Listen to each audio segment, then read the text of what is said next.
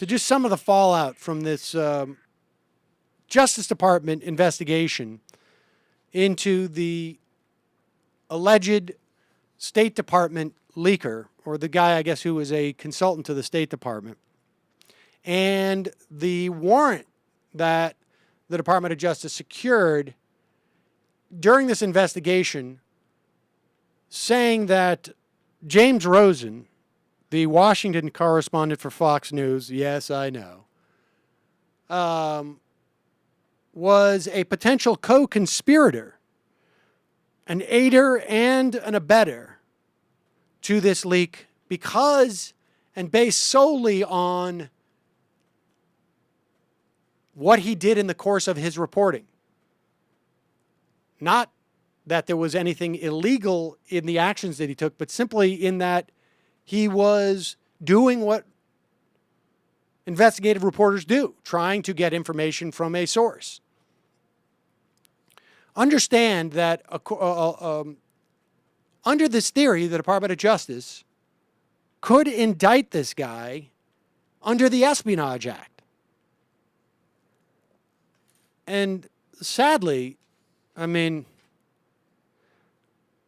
the most of the outrage that we're seeing on this, although it has cut across all ideological, across the ideological spectrum, is on Fox News. And there's nothing more annoying than watching these morons on Fox News try and talk about this, when, of course, you know, if this was a reporter from anywhere else, they would be cheering the administration on at this point. But be that as it may, what has been also disturbing is to watch some center-left journalists sort of poo-poo this for reasons that are sort of inexplicable. I mean, I understand that partisans hate the fact that this is a Fox News reporter. And I share that sort of ambivalence. But the reality is that, A, based upon what we know about the Obama administration, the way they've gone after leakers, based upon what we know about the Department of Justice and the way they've gone after reporters, there's no reason to think that in any way this is confined to this one journalist. There's also no reason to believe, and I think there's every reason to believe, that this is precedent setting. That if it's allowed to stand, it has set a precedent. And am I up to C or D? What it clearly has done has already had an effect on national security reporting, because it has struck the fear of God in these national security investigative reporters. We know that James Rosen is already still embroiled in one of these investigations. We know that WikiLeaks continues to be investigated by a grand jury, although they seem to not be able to come up with anything. There's no reason to believe there isn't more of this going on. And Josh Marshall writes a piece based upon a piece written by Jack Schaefer in Reuters, and I have respect for both of these guys. But they both sort of take this position that, yes, a line has been crossed. It sort of seems bad. Marshall tries to mitigate it by saying reporters and anyone who believes in the First Amendment is right to find this worrisome. But it's wrong to suggest that using a legal argument to get a warrant is the same as trying to charge Rosen with a crime. It's simply not the same. Now, this seems to be a bit of a straw man, because I don't know that anybody's saying that. But certainly, arguing in a warrant that the activities, and everybody seems to stipulate as to what the activities Rosen engaged in. And nobody seems to claim that those activities on their own are in any way afoul of the law, but simply doing those activities, trying to send codes through email, trying to make it look like they weren't talking to each other at the State Department, leaving at different times as they met with each other from different places. None of those things are illegal.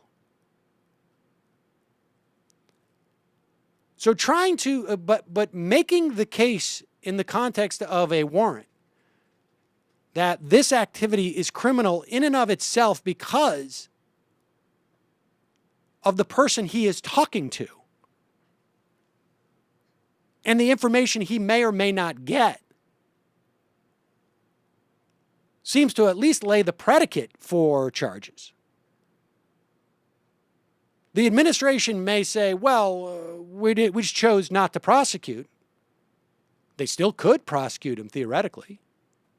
But that doesn't mean that they don't view as his activities as being criminal. And that doesn't mean that they don't reserve the right to prosecute him based upon those activities.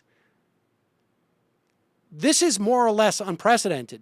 The only citing that I can find anywhere of anything that's even remotely close to this, Glenn Greenwald mentioned yesterday, that has been brought up by the legal counsel for the New York Times during the Watergate, during the Pentagon hearings, was the Nixon administration's attempt to target the reporter who reported on these Pentagon papers. And that fell short because everybody thought it was so toxic. So Marshall goes on to say, after that, and maybe I'm just not reading it, maybe I'm just not getting it, but he basically echoes what Jack Schaefer is saying, is that James Rosen seems like a bad reporter. His tradecraft was rookie-ish. That you don't use email accounts like that. That you don't visit at the State Department. You go and meet at a cafe or, I don't know. And none of that seems relevant to the situation at hand here at all. I mean, if the argument is that what this guy did, just by being a reporter, makes him an abettor and co-conspirator, by the fact that he used asterisks in a secret code in his email, is what constitutes being an aider and abettor and a co-conspirator.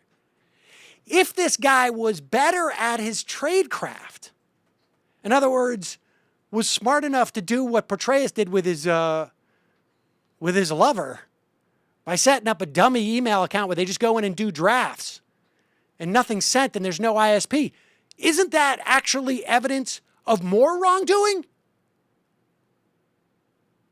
If this guy is a co-conspirator because he was trying to hide his communications, albeit poorly and in a rookie-ish and basic level, remedial level, then if someone's using more sophisticated techniques, aren't they even more guilty?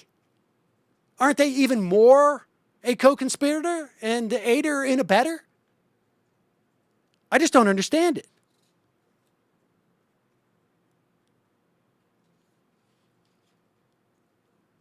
He goes on to talk about, Rosen's journalistic technique. That seems wholly irrelevant here, because the Department of Justice is not making the case that his technique is what got him into trouble. Or I should say the lack of high-level technique, of acumen is what got him into trouble. No, the activities themselves got him into trouble. The reporting got him into trouble. So I just don't see how it's relevant that this guy was supposedly a bad reporter.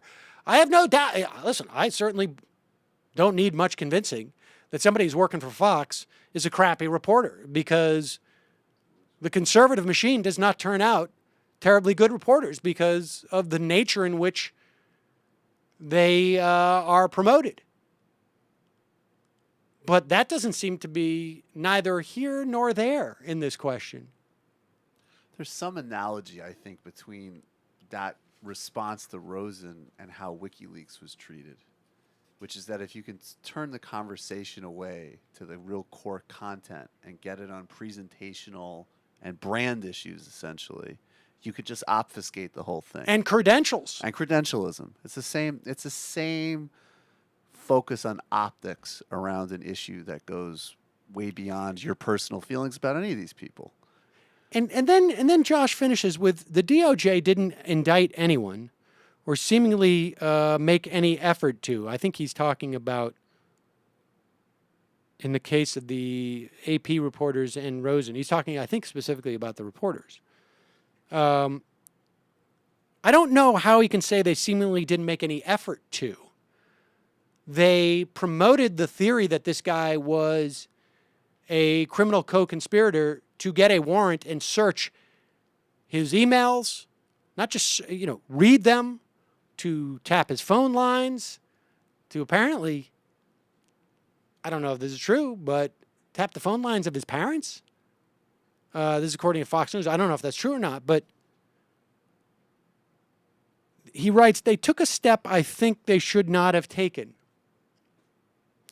But they did so putting together a case, a government employee who was more and less in plain sight. Thanks to Rosen, in part, leaked what looks to have been highly classified information about U.S. spy networks overseas. Well, that's all well and good, but then why do you have to promote the theory that reporting is a co-conspirator? They could have subpoenaed his stuff. They could have made the argument that this warrant is essential because this guy there's evidence here. And at one point, Marshall makes the case that it's important to note that the DOJ didn't do that. Rosen wasn't charged with anything. He apparently didn't even know this had happened until the piece was published in the Washington Post over the weekend. How is that a defense? That if it's done in secret and you don't know that your stuff has been tapped or read, it's not really that big of a deal. But the government did walk up to the line by suggesting the theory that Rosen himself had committed a crime in order to get her. They didn't suggest the theory. They didn't suggest the theory. They made an assertion. They asserted he was a co-conspirator.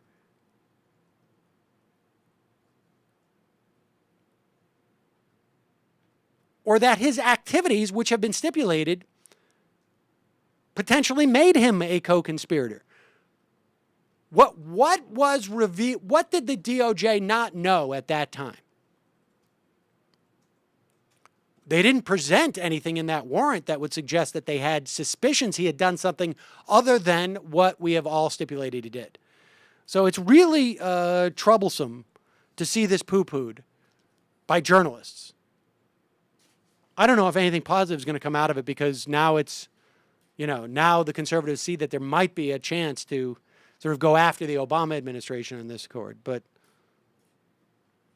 hope springs eternal that maybe, I don't know, some Republican will just offer some legislation that says, yeah, we really do got to protect the media here. Hope does spring eternal. I mean, why? It seems this to me, is the only seems one. to me you could have a statute that says the act of journalism, if it does not involve anything else that is in the criminal code, cannot be considered the basis of a warrant, cannot be considered the basis of a criminal charge. You could write this in a paragraph, and there's no national security exemption for any of it. That would be the key thing to insert. Yes, or that the national security exemption needs to be actually adjudicated in front of a judge, as opposed to just a federal magistrate who's. It's a big problem, though, because this is just going to get notary public rolled in with the IRS and the Benghazi stuff. And this one is much more significant. Yes. Very distinct. But they're not going to It's- go after, I mean, the Republicans are just ultimately not going to go after the real thing because the IRS stuff gives them much more legs. And the IRS stuff, I can't believe how overblown it is. Yes, maybe there should be some people fired because they were incompetent at their job. And really the incompetence seems to be of dealing with this information. But I'm not even sure of that, frankly.